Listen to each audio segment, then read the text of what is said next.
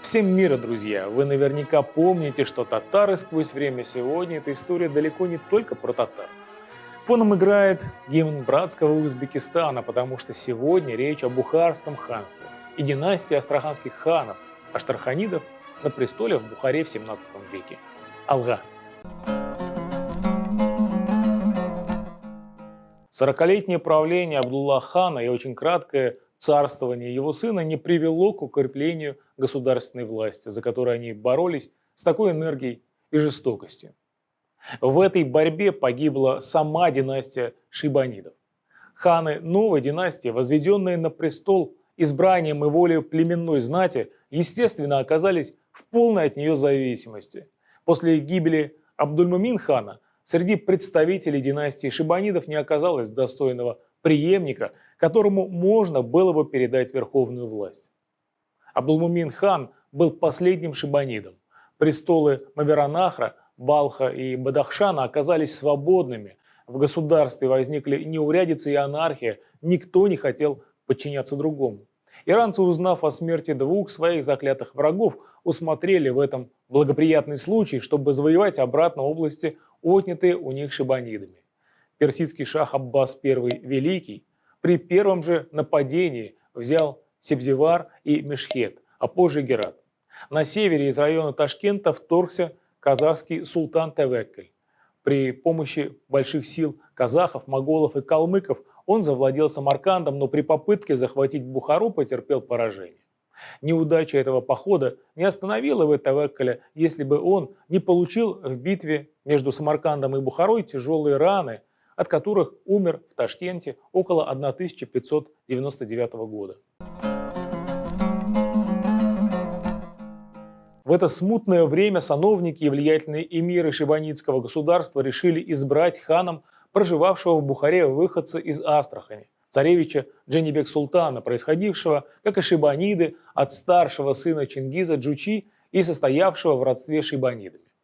Когда началось наступление Москвы на Астрахань после взятия Казани, Джанибек-Султан в 1554 году бежал в Среднюю Азию, где и нашел себе пристанище. Однако отказался от предложенного его престола на том основании, что верховная власть в Мавераннахре должна принадлежать кому-нибудь из шибанидских царевичей. В конце концов, эмиры признали, что достойным ханского звания и власти может быть старший сын Джанибека Дин Мухаммед, являвшийся внуком Искандер-хана и племянником Абдуллах-хана. Но и тут случилась неудача. Дин Мухаммед, который с трудом вырвался с братьями из Абиверда, осажденного иранцами, погиб на пути в Бухару. Тогда бухарские эмиры избрали ханом его брата Баки Мухаммада, а третьего сына Джанибека Вали Мухаммеда объявили наследником и, согласно обычаю, отправили наместничать в Балх. Так в 1599 году начала свое правление вторая узбекская династия в Мавераннахре, получившая название Аштарханидской, то есть Астраханской. Другое название, которое Джаниды, произошло от имени их родоначальника Джанибека. В Балхе происходили крупные неурядицы, которые в то время контролировалось иранцами. Балхцы, с трудом переносившие владычество ставленника шаха Мухаммед Ибрагима, которого обвиняли в склонности к шиизму, торопили Вали Мухаммеда приехать в Балх. Ничего не подозревавший Мухаммед Ибрагим выступил из города навстречу бухарцам, но едва обе армии сошлись, как Балхская немедленно соединилась с Бухарской. Наместник хотел было укрыться в стенах города, но его догнали, отрубили ему голову и бросили ее под копыта коня Вали Мухаммеда, вступившего в город. По утверждению бухарских историков, шахские войска отступили из Балха с уроном. Однако шах сохранил главнейшие свои завоевания в Хорасане – Мешхет и Герат. Неспособность новой династии вести активную борьбу с наступлением иранцев объясняется тем, что углубление феодальной раздробленности, лишь временно приостановленное энергичной политикой Абдуллах-хана, продолжалось после прекращения династии шибанидов с новой силой. Помешать этому процессу не могли ни мероприятия Баки Мухаммед-хана по реорганизации правительственного аппарата и устройству армии, ни оживление, применение государственных законов. Эти обновления подарили ему прозвище знаменитого. Под конец же его 7-летнего правления феодальные неурядицы, набеги кочевников-казахов, каракалпаков и калмыков и восстания внутри государства приняли такие широкие размеры, что казалось, по словам историка, будто вся территория предается разорению и разграблению, а население районов, подвергшихся нашествию кочевников, покидало свои места и разбегалось во все стороны. По смерти Баки Мухаммеда в 1605 году на престол был возведен его брат, балхский наместник Вали Мухаммед. Но скоро стало известно, что в Бухаре составлен заговор против Вали Мухаммеда и что бухарская знать решила посадить на его место Иманкули хана. По приглашению бухарских эмиров Иманкули выехал в Бухару. Вали Мухаммед хан в это время был на охоте в Карширской степи. Узнав о состоявшемся против него заговоре, он ночью с двумя своими сыновьями бежал в Иран под защиту шаха Аббаса, который по политическим соображениям хорошо его принял и дал значительные военные силы для возврата утраченной власти. Приближение иранских войск вызвало в Бухаре растерянность. Молодой и неопытный Иманкули нашел поддержку у влиятельного шейха Хаджа Хашима, который, надев на свое тело дервишское рубище, выехал в бой и первым выпустил стрелу во врагов. Узбеки разбили шахское войско и захватили в плен Вали Мухаммеда. Шейх Хашим приказал отрубить пленнику голову. В борьбе с иранцами и Вали Мухаммед ханом Иманкули хан помогали казахи из Ташкентского района, однако вскоре ему пришлось защищать свои владения от набегов недавних союзников. В 1612-13 годах Иманкули хану удалось разбить казахов, овладеть Ташкентом и посадить там наместника своего сына Искандера. Но едва Иманкули ушел из Ташкента, как жители восстали и убили царевича. В отмщении за смерть сына Иманкули хан поклялся, что по взятии Ташкента он не прекратит избиение горожан до тех пор, пока кровь не дойдет до стремени его коня. После месяца осады Ташкент был взят, и бухарцы произвели в нем столь чудовищную резню населения, не разбирая ни пола, ни возраста, что, по словам историка, получилось такое беззаконие, которого не помнило время. Даже начальники собственного войска Иманкули стали просить хана прекратить избиение ни в чем не повинных людей, но он заявлял, что не может нарушить данную им клятву. Тогда ташкентские законоведы составили юридическое решение, в силу которого хан должен был въехать на коне в водоем, где бы вода, окрашенная кровью убитых, доходила до стремени его коня. Тем самым хан выполнил свою клятву и мог приказать прекратить кровопролитие. В правлении Иманкули хана государству аштраханидов пришлось иметь дело и с другим кочевым племенем – каракалпаками, по-видимому, особенно близко придвинувшимся к границам бухарских владений. При описании разгрома каракалпаков войсками Иманкули в Каратау историки упоминают наряду с каракалпаками и калмыков. Калмыки или айраты, многочисленный народ монгольского происхождения, обитали первоначально на просторах между Сибирью и Кашгаром, от Алтая до реки Или. Продвигаясь в XVI веке на запад, калмыки столкнулись с казахами, с которыми вступили в кровопролитные войны. В зиму 1603-1604 года калмыки совершили свое первое нападение на Хорезм. При Иманкули хане выступление калмыков против Мавераннахра усилилось. Это был сильный и беспокойный кочевой народ, против которого хану пришлось совершить несколько походов. Успешные войны с кочевниками укрепили положение Иманкули. Его продолжительное, более чем 30-летнее правление было временем сравнительного усиления ханской власти в Бухаре. По выражению современных историков, он твердо сидел на престоле власти и на троне величия. Современник отмечает положительные стороны централизации власти, говоря, что при Иманкули хане разливался бальзам правосудия на сердечные раны угнетения. Вместе с тем, щедрость Иманкули снискала ему большую популярность среди его вассалов. Он пользовался также постоянной поддержкой божьих людей, дервишей. Про него говорили, что он имел необыкновенное пристрастие к беседам с дервишами, учеными и поэтами и был счастлив, общаясь с ними. Иманкули удавалось сдерживать враждебные выступления феодалов, однако укрепление государственной власти было только кажущимся. По мере развития феодальных отношений среди узбекских племен усиливалось и политическое значение узбекской феодально-родовой знати. Правителями областей стали назначаться по преимуществу эмиры тех племен, юрт которых составляла та или иная область.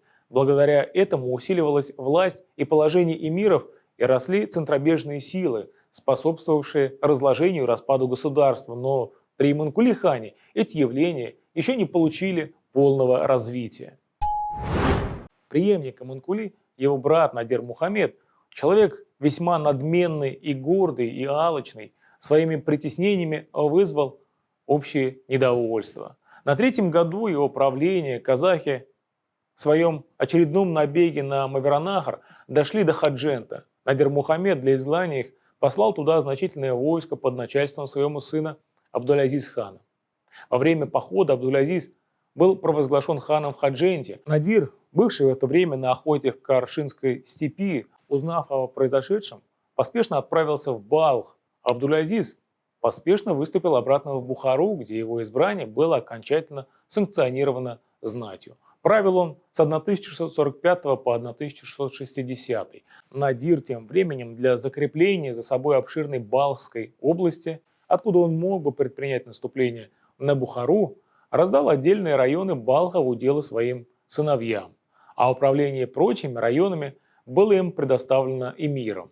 Эта система, усилившая феодальную раздробленность, не могла способствовать укреплению положения свергнутого хана.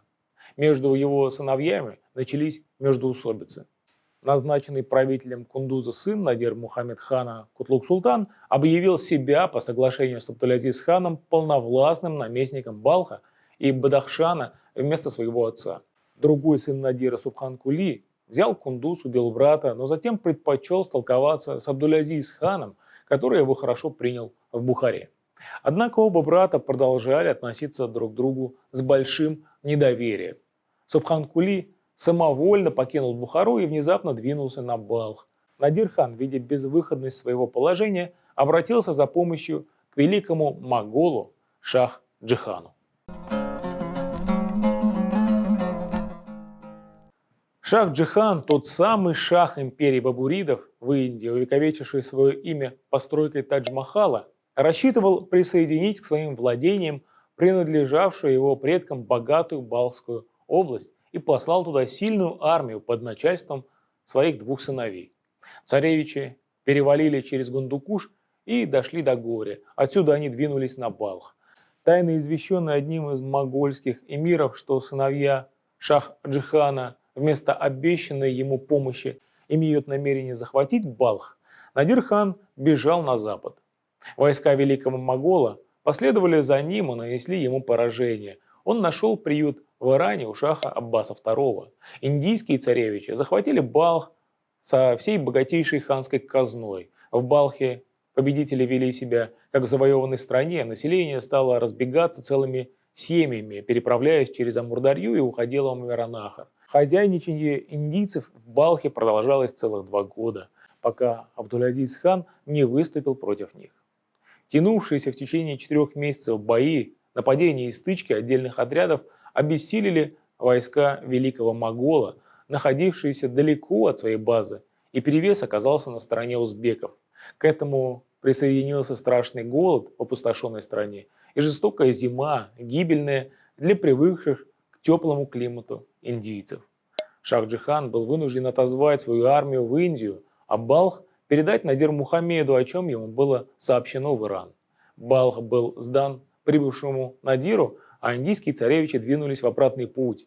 Узбеки бросились в погоню за ними, тревожили нападениями, отбивали обозы захваченных пленных, множество которых в течение ряда лет продавалось в качестве рабов на рынках Бухары, Самарканда, Ташкента и Туркестана. Восстановление Надир-хана на престоле Балха встревожило его сыновей и заставило их объединиться. Абдуль-Азиз-хан послал Субхан-Кули наместником в Балх. Местная знать города и гарнизон вошли с ним в соглашение и впустили его в город в 1651 году. А Надир вынужден был удалиться в паломничество в Мекку, где в пути он умер. И едва братья закончили в Бухаре и Балхе траурные поминки по отцу, как взаимное недоверие опять разделило их. Абдуль-Азиз отправил против Балха большое войско с целью отнять его у брата. Во время 40-дневной осады города окрестности его были так опустошены, что не осталось и следов населенных мест. Но решительного успеха Абдуль-Азиз так и не добился и заключил мир с братом, признал его своим наследником и наместником Балха. В 1655 году Мавераннахр подвергся опустошительному нашествию хивинцев, которые проникли в Бухарский оазис, разорили Каракуль и возвратились с богатой добычей. В том же году хивинцы повторили набег на Каракуль и увели много пленных. Эти набеги, повторявшиеся и в последующие годы, когда опустошению подвергся даже отдаленный Кермене, влекли за собой всеобщий грабеж и разорение областей Мавераннахра и распыление всего его населения. Нападения хивинцев не имели завоевательных целей и предпринимались ими исключительно с целью грабежа. Как только бухарский хан собирал войско для их отражения, хивинцы немедленно отступали с той добычей, которую они успели захватить. В 1657 году, во время похода хивинского хана Абдуль-Гази на Кермене, Абдуль-Азиз напал на него, когда тот с большой добычей возвращался в Хиву. Хивинские отряды были разбиты. Сам Абдуль-Гази оказался в большой опасности, и только помощь, оказанная ему его сыном Анушей, спасла его от плена. Но несмотря на понесенные поражения, грабительские военные экспедиции хивинцев повторились в следующем 1658 году, когда был опустошен Варганзи, и в 1662, когда они дошли до Бухары. Хивинцы стояли уже у бухарских ворот на мозгах, когда Абдуль-Азиз заключил мир с Абдул-Гази. После смерти Абдул-Гази его сын Ануша еще больше, чем его отец, совершая путь жестокости, продолжал производить набеги на бухарские области. В один из этих набегов Ануша дошел до предместья столицы Джуйбара, место жительства джуйбарских хаджей, и предал его грабежу и разорению. Абдул-Азиз, находившийся в то время в Кермене, поспешил на выручку Бухары. Он подошел к городу ночью, но нашел городские ворота уже в руках хивинцев. По призыву Абдуль-Азиза все жители Бухары и ее окрестностей, кто в силах метнуть камень, вооружились и выступили против врагов. Хивинцы отступили. Длительные войны с Хивой очень сильно отразились на общем экономическом состоянии Мавераннахра и обострили внутренние противоречия в государстве аштарханидов. Это выразилось в усилении внутренней феодальной борьбы. После опасности, которой подверглась столица ханства во время набега хивинцев, по словам бухарского историка, всем стало ясно, что вражда братьев послужила причиной поражения государства. Субхан-Кули хана обвинили в том, что он из неприязни к своему брату побуждал Ануш-хана к набегам. Неудачи в войне с хивинцами вызвали серьезный кризис власти в Бухаре. Престарелый и больной Абдуль-Азиз был не способен организовать оборону. Под давлением Субхан-Кули, занявшего явно угрожающую по отношению к нему позицию, Абдуль-Азиз хан отрекся от престола и направился в Мекку, где и умер. Официальные историки восхваляют в этом государе только набожность и любовь к знанию. Он преуспевал в науках религиозного характера, в частности, изучал законоведение и получил право давать фетвы, письменное толкование закона. После удаления Абдуль-Азиза ханом сделался Субхан-Кули хан. Тяжелое положение, в котором оказалась Бухара во время очередного набега Ануш-хана, было осложнено феодальными неурядицами в Балхе и волнениями среди полунезависимых узбекских племен. Борьба между сыновьями Субхан-Кули хана за балхское наместничество сопровождалась убийствами и переворотами. В ней принимали деятельное участие местные эмиры, опиравшиеся на свои племена. Против сына Субхан-Кули хана Сидик Мухаммеда, захватившего самовольно власть в Балхе, восстали узбекские племена Минг, Кунграт и Алчин, пребывавшие в своих юртах в Меймене, Термезе и Балхе. Сам Сидик Мухаммед занимал очень двусмысленную выжидательную позицию по отношению к отцу. Смена на бухарском престоле не отразилась на отношениях с Хивой.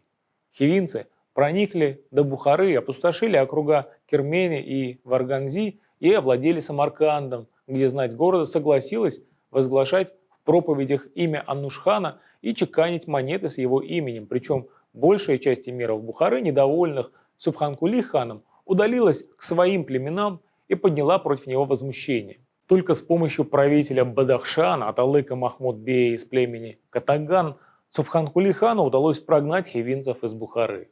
Но после их ухода положение населения сильно опустошенных и разоренных областей оказалось едва ли не хуже, чем при них. Мстя самаркандцам, допустившим без сопротивления вторжение Ануша хана в их области и провозгласившим его своим ханом, Субхан-Кули отдал приказ перебить все население города.